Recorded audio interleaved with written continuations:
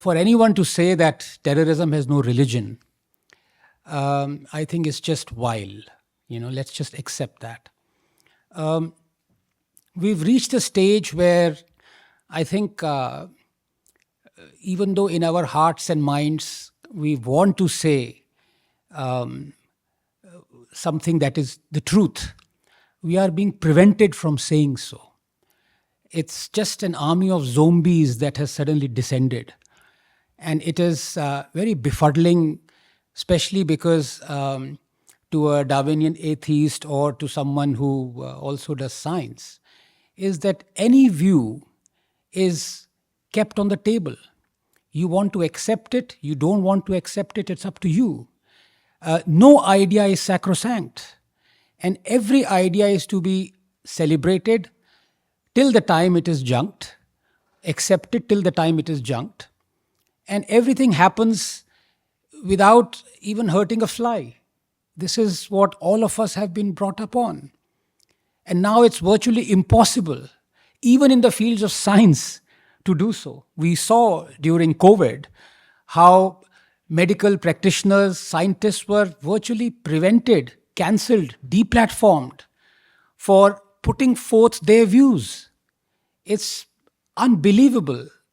And this all has happened around us in an age where all of us thought we have the power to tell the truth, that everything has been democratized, that every one of us has a phone, has a Twitter account, is on social media. We can say what we want, so the truth will be out.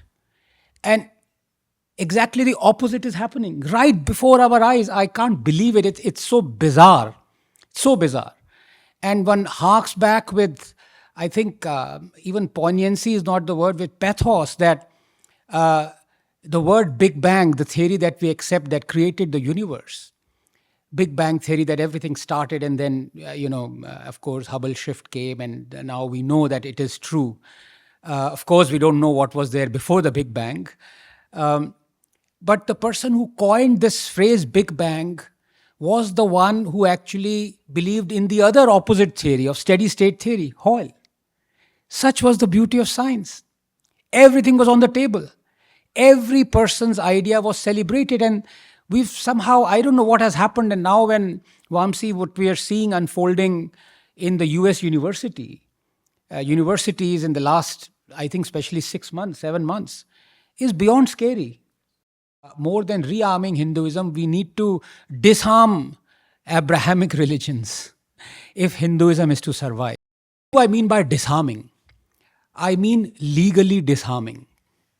Because let's be very honest about it. There is no other way. I am not advocating any other way. But you are seeing that there are religions that hold sacrosanct as one of their principal dogmas as to convert others, to bring others into their fold. That is an axiom in them. In fact, you are rewarded heaven if you convert someone and bring that person into their fold. And if you have such philosophies within a society, how can logically Hinduism survive? It's almost impossible, because the rewards on the other side are just too many. And we've seen how coercions, forced conversions have led to vast swathes of Indian lands, territory, peoples being converted. And the next stage, obviously, is, as we know, multiple examples, that the person who's converted is more vociferous in proclaiming his newly adopted religion than even the people who have been through generations belonging to that religion or that dogma. So there is no way out.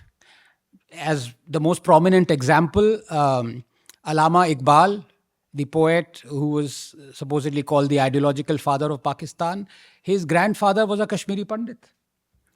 And who would have thought that it would take 1.5 generations for someone to be so vocal, an absolute religious bigot, in the sense that he said, I have a sole purpose on this earth, which is to defeat infidelity and break all idols, and that is the whole sole purpose of Islam. I mean, these are his words. He was the one, in fact, who was the pallbearer of Ilmuddin, the one who killed the publisher of Rangila Rasool. And these are the people we celebrate. There are awards on Allama Iqbal in India. In Pakistan, of course, there would be, but in India, there are awards on Allama Iqbal. In fact, the word Allama itself should not be used because that is in reverence to this guy. So, what other things does one require? I think the most prominent one is legal. You have to be absolutely certain that Hinduism cannot survive if you carry on with this process of turning a blind eye to illegal conversions. We've seen it in the South. We've seen it in Punjab, of all places. No one seems to be acting on this. But more important than that, how are we rearming Abrahamic religions? And if you keep on discriminating against Hindu places of worship, Hindus, their ways of rites and beliefs, and keep on looking the other way, not just that, keep on appeasing the people who belong to other faiths, you are in fact disarming Hindus and rearming legally the other faiths that even Rabindranath Tagore said 150 odd years ago, 130 odd years ago, that if there are two religions in this world that are intent upon destroying every other religion, and they are Christianity and Islam.